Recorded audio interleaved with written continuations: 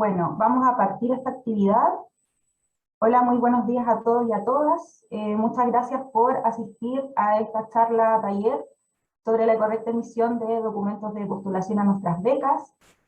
Para los que no me conocen, mi nombre es Natalia Vilches, soy analista de postulación y en esta oportunidad no vengo sola, me acompañan mis compañeros Jorge Parra, analista de admisibilidad, y Eduardo Contreras, encargado de postulación y selección. Recuerden que las preguntas pueden hacerlas al final de la presentación en la sección de preguntas y respuestas que está aquí en el webinar. Nos vamos a responder al final de la actividad. Bueno, para contextualizar a quienes no nos conocen, les comento que nosotros venimos de la Subdirección de Capital Humano. Esta es una de las 6 subdirecciones que componen la ANID, la Agencia Nacional de Investigación y Desarrollo. Nuestra misión, como dice la presentación acá, es contribuir al incremento del capital humano avanzado del país. ¿Ya? ¿Cómo hacemos esto? A través del financiamiento de becas de posgrado, tanto en Chile como en el extranjero. Bueno, este año nuestra subdirección se propuso trabajar colaborativamente con las distintas universidades, con ustedes específicamente, con el objetivo de retroalimentarles respecto a la correcta emisión de documentos de postulación. De hecho, Fabiola Cid, nuestra subdirectora, envió 2 oficios que espero los hayan revisado, y si no, los instamos a que lo hagan. El primero tiene información general respecto a los documentos de postulación, los principales errores que cometen las distintas universidades a la hora de emitirlos, y el segundo es información específica de los errores de cada universidad.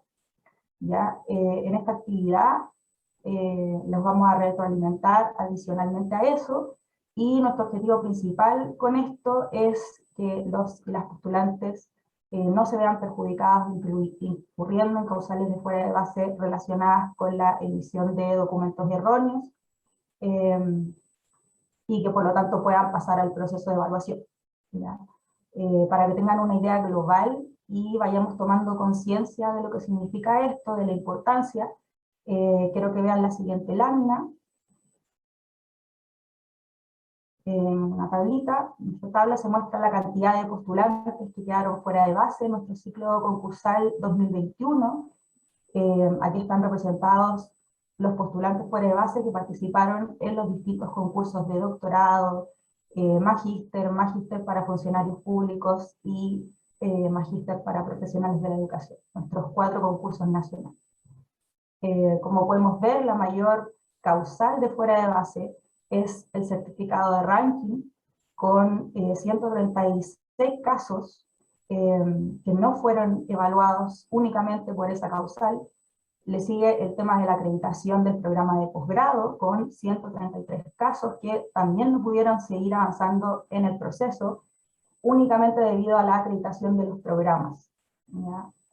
Recuerden que todos los programas tienen que estar acreditados por la CNA a la fecha del cierre de las postulaciones.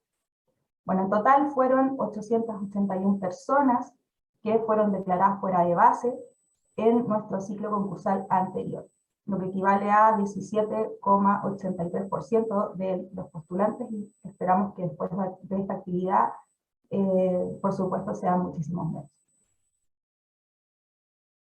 Bueno, primeramente vamos a revisar las generalidades, es decir, las características que aplican a todos los documentos de postulación. Primeramente, nosotros exigimos que los documentos deben contar con la totalidad de sus páginas digitalizadas. Ejemplo, 3 de 3. Bueno, el otro día me llegó una consulta de una postulante que decía que su universidad no le quería emitir la totalidad de las páginas, dado que la última contenía solo el pie de página, es decir, venía en blanco. ¿Ya? Esto no puede ocurrir. Si el documento está compaginado, deben emitir hasta la última hoja, de lo contrario lo vamos a dejar fuera de base. ¿Ya? Otro tema importante es la visualización de los documentos. Idealmente los antecedentes deben ser escaneados o digitalizados, esto con el objetivo de que la información aparezca lo más nítida posible. Quizás esto es más para que se lo comuniquen a los estudiantes, pero también aplica para las universidades. Nos ha pasado mucho de gente que sube fotos de los documentos con el celular, con poca luz, y la información es muy difícil de revisar. También se exige que los documentos estén suscritos o emitidos por la autoridad oficial, ¿ya? ¿Qué quiere decir esto? Que cuenten con elementos que acrediten su oficialidad, por ejemplo, firmas, sellos, códigos QR, etc. Recuerden también que los idiomas en que deben ser emitidos estos documentos deben ser español o inglés.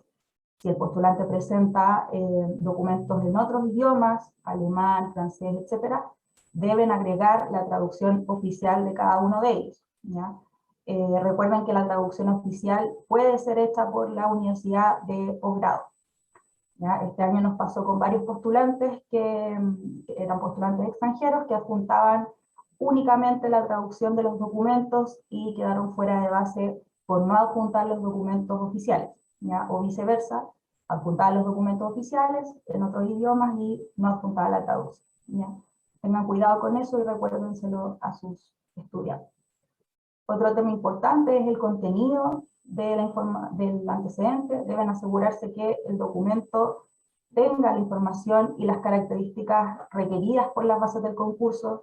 Yo recomiendo que si les quedan dudas de lo que dice la base, lean los artículos que tenemos a disposición en el centro de ayuda, y si no encuentran la información que andan buscando, nos escriban un requerimiento, una consulta a través de Ayuda NIT para tener más claridad del tema. ¿Ya? Por último, los atributos de los archivos que los postulantes deben adjuntar. Deben venir en formato PDF, no superar los 2 megabytes de tamaño y no deben venir encriptados o protegidos con alguna contraseña. Bueno, aquí podemos ver todos los documentos obligatorios que nuestras becas exigen para postular. Como pueden ver, están separados en los que emite la institución de pregrado y la institución de posgrado o de destino. Únicamente la equivalencia de la nota final de pregrado, que es exigida solo para quienes realizaron su pregrado en el extranjero, puede ser emitida por ambas instituciones. Ya nos ha pasado que recibimos, por ejemplo, certificados de ranking de pregrado emitidos por instituciones de posgrado. Esto no puede pasar y por lo tanto toda esta gente va a quedar fuera de casa, así que tengan mucho cuidado con eso. Entonces, vamos primero con los documentos que deben ser emitidos por las instituciones de pregrado. ¿Ya? Son 3 obligatorios: el título profesional o grado académico, certificado de ranking y concentración de notas.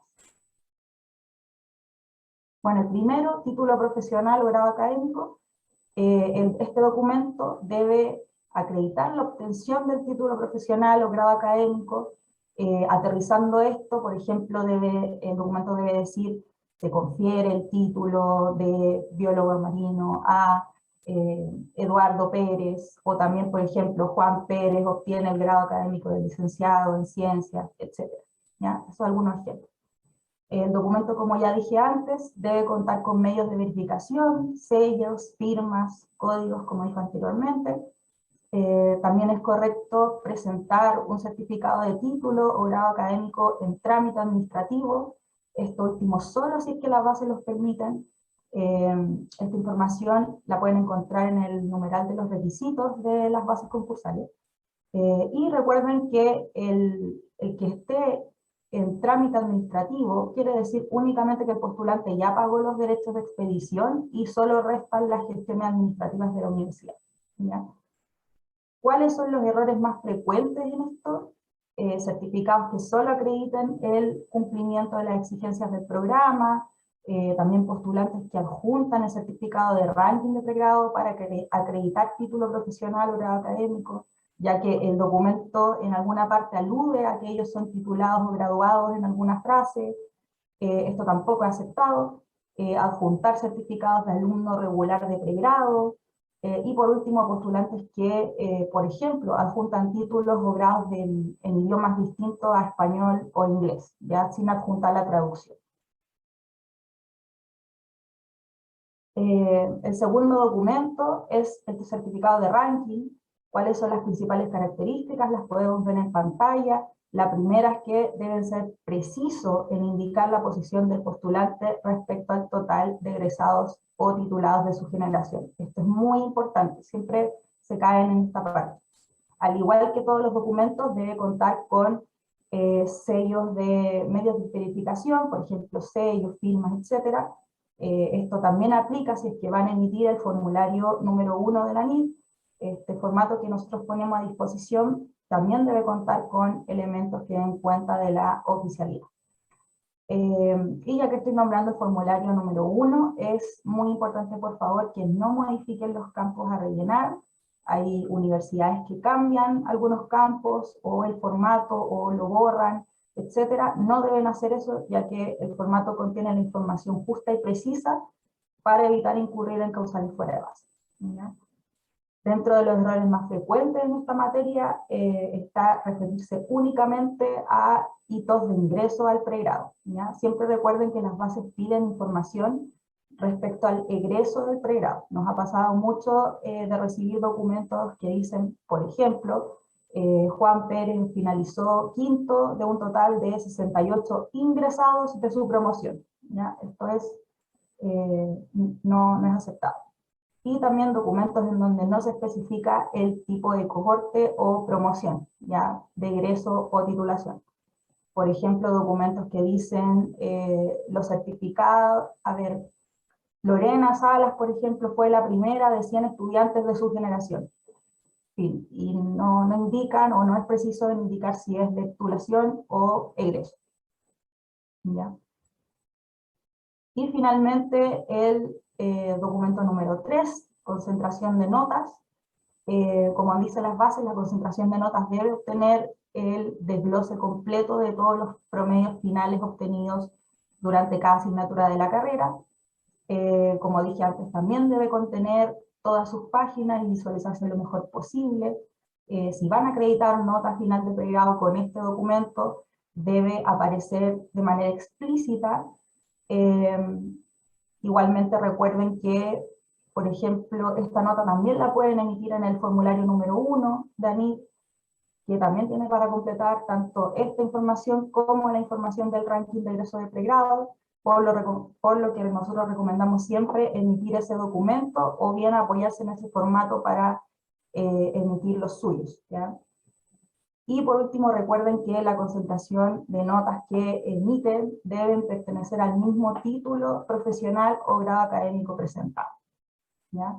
Dentro de los errores más frecuentes de la emisión de este documento tenemos que el certificado no individualiza al postulante o no alude a la carrera de pregrado.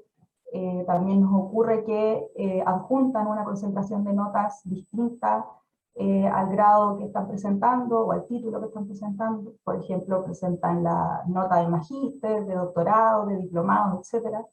Y por último, un error frecuente es que los documentos aluden al promedio acumulado parcial, ¿ya? Esto en ningún caso sirve para acreditar la nota final de pregrado.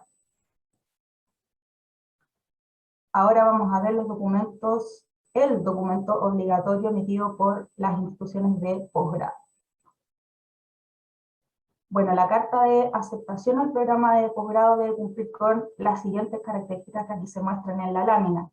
La primera es que debe precisar el nombre completo del programa, con su respectiva mención si es que aplica, y este nombre debe coincidir con los registros de la Comisión Nacional de Acreditación, ¿ya?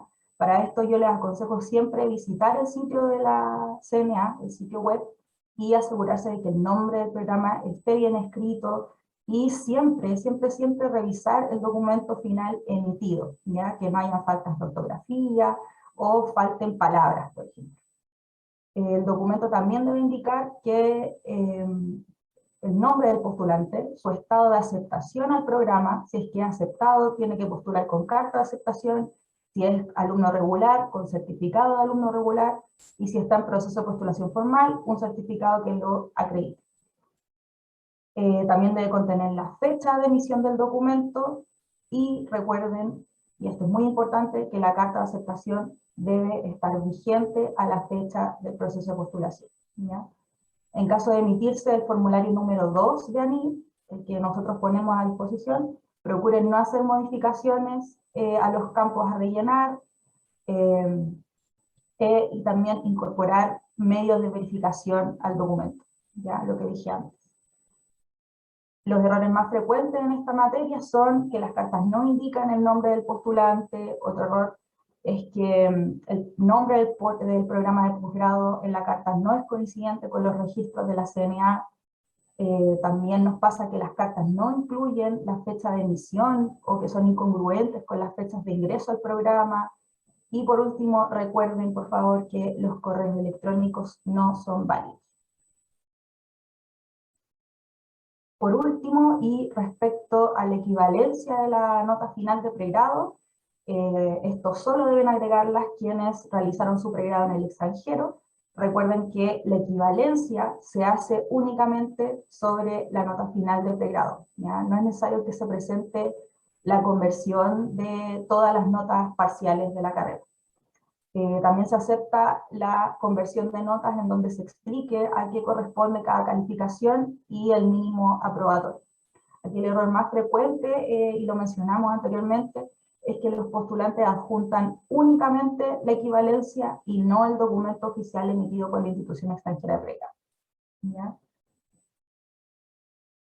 Hemos llegado al final de la presentación, así que ahora vamos a pasar a responder las preguntas que ustedes tengan de la sección preguntas y respuestas.